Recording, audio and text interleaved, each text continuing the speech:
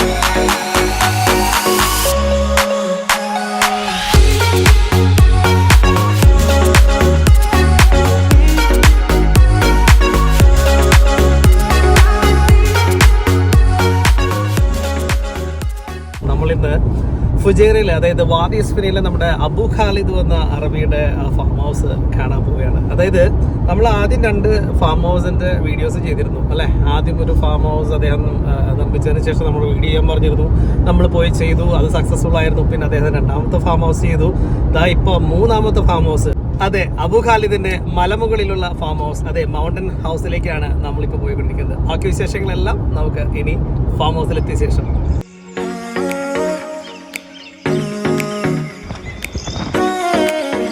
നമ്മൾ അബു ഖാലിദിന്റെ ഫാം ഹൗസിലേക്ക് പോകുമ്പോൾ, അതായത് ഫാം ഹൗസ് എത്തുന്നതിന് ഒരു 100 മീറ്റർ അല്ലെങ്കിൽ 200 മീറ്റർ മുമ്പായിട്ട് നമുക്ക് ഇതുപോലെ ഒരു ചെറിയൊരു ഡാമാണ്. ഡാം എന്ന് പറഞ്ഞു കഴിഞ്ഞാൽ ഇത് വാദിയാണ്. വാദിയിലെ വെള്ളം ഇങ്ങനെ ഇവിടുത്തെ ഇറിഗേഷൻ കാര്യങ്ങൾക്കൊക്കെ വേണ്ടിയിട്ട് അവർ കെട്ടി നിർത്തിയേക്കുന്നതാണ് കാണാമല്ലോ അല്ലേ. ഇതിങ്ങനെ നീണ്ട് അങ്ങേറ്റം വരെ ഉണ്ട് കേട്ടോ.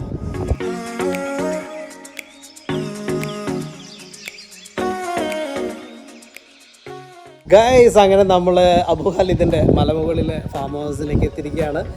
എൻ്റെ ഈ പുറയിൽ കാണുന്നതാണ് ഫാം ഹൗസ്. ഇനി നമുക്ക് ഇവിടുത്തെ ഫാം ഹൗസിൻ്റെ വിശേഷങ്ങളിലേക്ക്. ഈ കാണുന്നതാണ് ഇവിടുത്തെ സ്വിമ്മിംഗ് പൂൾ എന്ന് പറയുന്നത്. അത്യാവശ്യം വലിപ്പമുള്ളൊരു സ്വിമ്മിംഗ് പൂളാണ്, എന്നാൽ ഒരുപാട് വലുതുമല്ല. കാരണം നമ്മളുടെ ഈ മൗണ്ടൻ ഹൗസ് എന്ന് പറയുന്നത് 3 ബെഡ്റൂമാണ്. അതുകൊണ്ട് തന്നെ ആ 3 ഫാമിലിക്കൊക്കെ സുഖമായിട്ട് കുളിക്കാവുന്ന വിധത്തിലാണ് നമ്മൾ ഈ പൂള് സെറ്റ് ചെയ്തിരിക്കുന്നത്. ആ പൂളിലൊരു ഇൻലെറ്റ്, വെള്ളം ചാടുന്ന ഒരു സിസ്റ്റം കൂടി ഉണ്ട്. ഞാൻ കാണാനല്ലേ.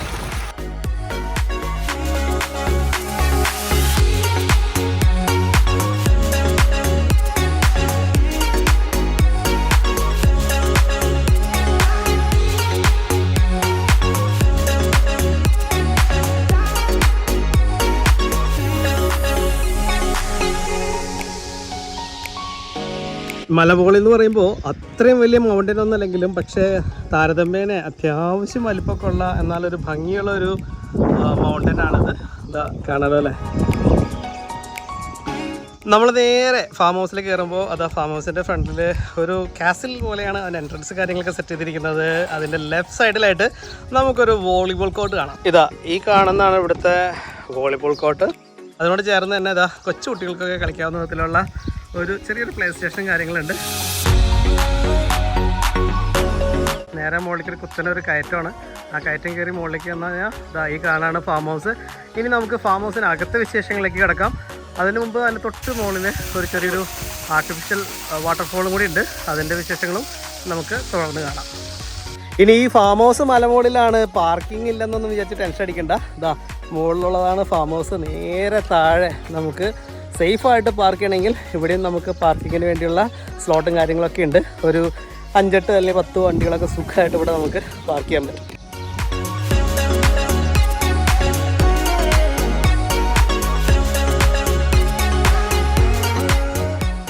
ഇതൊരു ഫാം ഹൗസ് ആയതുകൊണ്ട് തന്നെ ഇവിടെ കൾട്ടിവേഷൻ കാര്യങ്ങളൊക്കെ ഇവിടെ നടക്കുന്നുണ്ട്.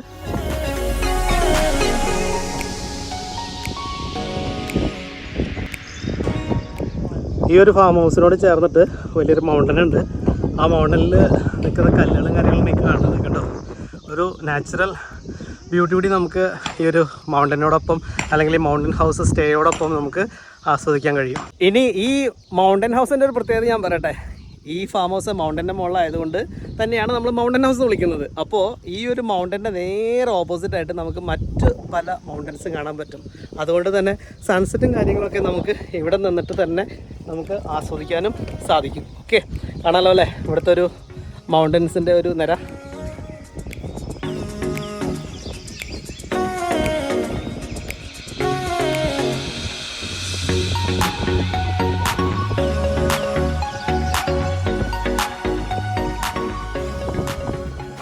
മലമുകളിലായതുകൊണ്ട് തന്നെ നല്ല കാറ്റുണ്ട് കേട്ടോ, എപ്പോൾ നോക്കിയാലും.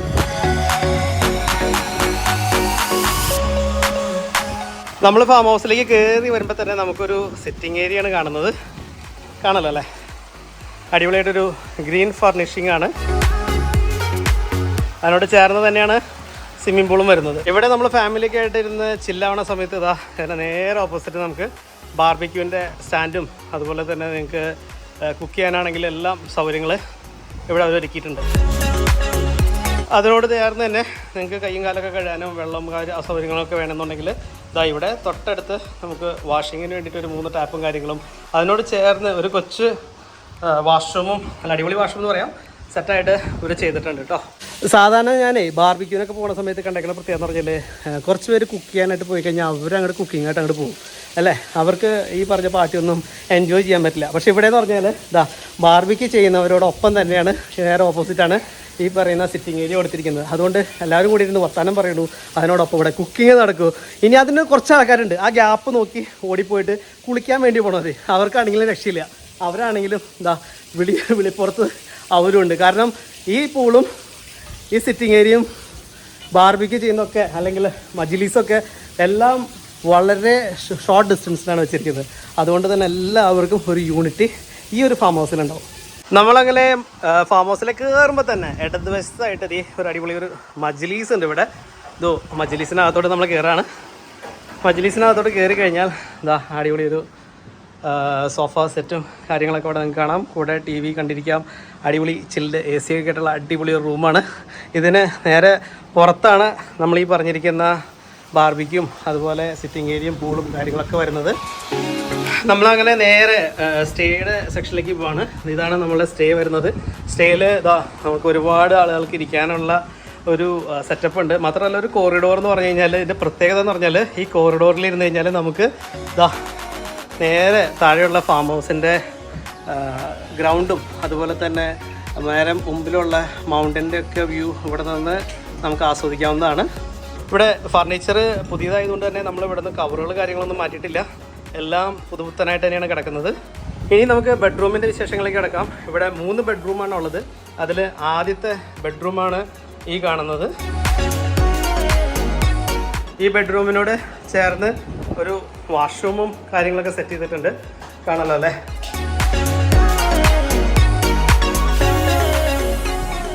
അങ്ങനെ നമ്മൾ രണ്ടാമത്തെ ബെഡ്റൂമിലേക്ക് കിടക്കുന്നു. ഇതാണ് ഇവിടുത്തെ ഫർണിച്ചറും കാര്യങ്ങളൊക്കെ കാണാമല്ലോ അല്ലേ. വാർഡ്രോബുണ്ട്, ഡ്രസ്സിംഗ് ടേബിള്, അതുപോലെ ബെഡ്, സൈഡ് ടേബിള്, പിന്നെ ഇതാ ഈ കാണുന്നതാണ് വാഷ്റൂം, കാണാമല്ലോ അല്ലേ. നീറ്റ് ആൻഡ് ക്ലീൻ ആണ്. മാത്രമല്ല പുതിയ ഫാം ഹൗസ് ആയതുകൊണ്ട് തന്നെ അത്രയും ക്ലെൻലിനെസ് നിങ്ങൾക്ക് ഇവിടെ പ്രതീക്ഷിക്കാവുന്നതാണ്. അങ്ങനെ നമ്മൾ മൂന്നാമത്തേതും അവസാനത്തേതുമായിട്ടുള്ള ബെഡ്റൂമിലേക്കാണ് പോണത്. ഇതാ മൂന്നാമത്തെ ബെഡ്റൂമാണ് ഈ കാണുന്നത്. സെയിം ഒരേ ഇൻറ്റീരിയറും എൻ്റെ വോളിലാണെങ്കിൽ ഒരു സ്റ്റോൺ ഡിസൈൻസാണ് കൊടുത്തിരിക്കുന്നത്. ഇതാണ് അവിടുത്തെ വാഷ്റൂമും കാര്യങ്ങളും, മൂന്നാമത്തെ വാഷ്റൂം. അപ്പോൾ പിന്നെ നിങ്ങൾക്കൊരു ചോദ്യം ഉണ്ടാവും, കിച്ചൻ്റെ ഫെസിലിറ്റി എങ്ങനെയാണെന്ന്. ഇതാ കിച്ചനാണ് ഈ കാണുന്നത്. കിച്ചണിലാണെങ്കിൽ നമുക്ക് മൈക്രോവേവ് ഓവനുണ്ട്, അടിപൊളി ഒരു ഗ്യാസ് സ്റ്റവ് ഉണ്ട്, അല്ലെങ്കിൽ എന്താ പറയുക മൈക്രോവേവ് സിസ്റ്റം തന്നെ ഉണ്ട്. അതിൽ നമുക്ക് ഗ്രില്ലും കാര്യങ്ങളൊക്കെ ചെയ്യാനുള്ള സൗകര്യമുണ്ട്. ഇനി ഫ്രിഡ്ജ് വേണമെന്നുണ്ടെങ്കിൽ ഫ്രിഡ്ജും എല്ലാം ഇവിടെ അവൈലബിൾ ആണ്.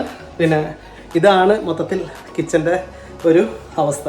അപ്പോൾ കണ്ട് മനസ്സിലായില്ല എല്ലാവർക്കും അല്ലേ നമ്മൾ പറയുന്നത്. പലരും ചോദിക്കുന്ന ഒരു ചോദ്യം ഉണ്ടോ വീഡിയോയിൽ, അതായത് കിച്ചണിൽ എന്തൊക്കെ ഫെസിലിറ്റീസ് ഉണ്ട്, എന്തൊക്കെ നമുക്ക് കൊണ്ടുവരണം എന്നറിയാൻ വേണ്ടി. അതുകൊണ്ട് ഈ വക സാധനങ്ങളൊന്നും കൊണ്ടുവരണ്ട. നമ്മൾ സാധാരണ പറഞ്ഞ ഡിസ്പോസിബിൾ ആയിട്ടുള്ള പ്ലേറ്റ്സും കാര്യങ്ങളൊക്കെ നമ്മൾ പറയാറുണ്ട്. പ്ലേറ്റ്സ്, അതുപോലെ ഗ്ലാസ്സസ് എല്ലാം കൊണ്ടുവരാൻ പറയും. കാരണം അതങ്ങനെയാണ്, ഫാം ഹൗസിൽ വരുന്നതിന് പ്രത്യേകം നമ്മൾ ശ്രദ്ധിക്കേണ്ട കുറച്ച് ഹൈജീനാണ്. അതൊക്കെ നിങ്ങൾ കൊണ്ടുവരിക. അത് കഴിയുമ്പോൾ അതിന് ശേഷം അതെല്ലാം ഇവിടെ ഒരു ബ്ലാക്ക് കവറിലായിട്ട് കെട്ടി വെച്ച് കഴിഞ്ഞാൽ ഇവർ തന്നെ അത് ഡിസ്പോസ് ചെയ്തോളും. ഓക്കെ. പിന്നെ അടുത്ത ചോദ്യം എന്ന് പറഞ്ഞു കഴിഞ്ഞാൽ ബാക്കി എന്തൊക്കെ സാധനങ്ങൾ ഇവിടെ ഉണ്ടെന്നാണ്.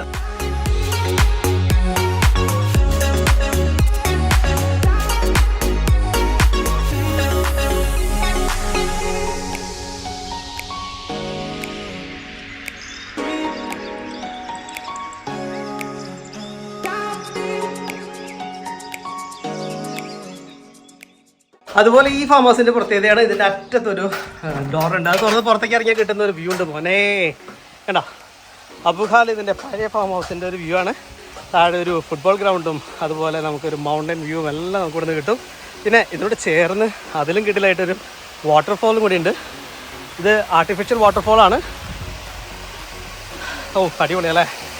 നമുക്കിവിടെ വന്നിരുന്നു കഴിഞ്ഞാൽ ഇതേപോലൊരു വാട്ടർഫോളും കൂടി ആസ്വദിക്കാം.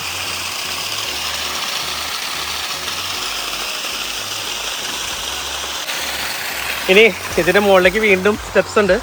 നമുക്കിതൊന്ന് കയറി മുകളിലേക്ക് പോവാം.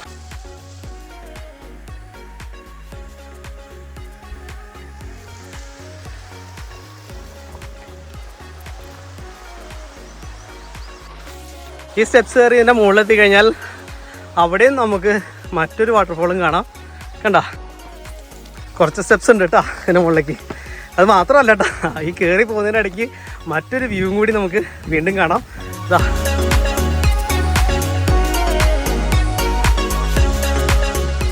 ഈ ഒരു സ്ഥലത്തിൻ്റെ ഒരു ഏരിയൽ വ്യൂ എന്നൊക്കെ നിങ്ങൾക്ക് വേണമെങ്കിൽ പറയാം. വീണ്ടും നമ്മൾ നേരെ മുകളിലേക്ക് യാത്ര തുടരാണ്. ഓ അടിപൊളി ഗൈസ്. നമുക്കിവിടെ വേറെ വർക്കൗട്ടിന് ജിമ്മും കാര്യങ്ങളൊന്നും വേണ്ട. ഈ മൗണ്ടൻ്റെ മുകളിൽ 2 പ്രാവശ്യം കയറിയാൽ തന്നെ ആവശ്യത്തിന് ക്ഷീണമായി കിട്ടും. ഓക്കെ. അപ്പോൾ ഇത് ഈ കാണുന്നതാണ് നമ്മുടെ ഫാം ഹൗസ്. നിങ്ങളെല്ലാവരും നമ്മുടെ അബു ഖാലിദ് ഫാം ഹൗസ് അല്ലെങ്കിൽ മൗണ്ടൻ ഹൗസിൻ്റെ വിശേഷങ്ങളെല്ലാം കണ്ടെന്ന് വിശ്വസിക്കുന്നു. അപ്പോൾ നിങ്ങൾക്ക് ആർക്കെങ്കിലും ഈ ഫാം ഹൗസ് ബുക്ക് ചെയ്യണമെന്നുണ്ടെങ്കിൽ തീർച്ചയായിട്ടും ഈ വീഡിയോൻ്റെ ഡിസ്ക്രിപ്ഷനിൽ നമ്മുടെ നമ്പറുണ്ട്. അതുപോലെ തന്നെ വീഡിയോയിൽ നിങ്ങളെ താഴെ നമ്പർ എഴുതി കാണിക്കുന്നുണ്ട്. നിങ്ങൾക്ക് ഈ നമ്പറിൽ ഞങ്ങളെ കോൺടാക്ട് ചെയ്യാവുന്നതാണ്. അപ്പോൾ ഗൈസ്, മറ്റൊരു വീഡിയോയുമായി വരുവരെ this is Regan Mathew signing off. മാസ്സലാമ.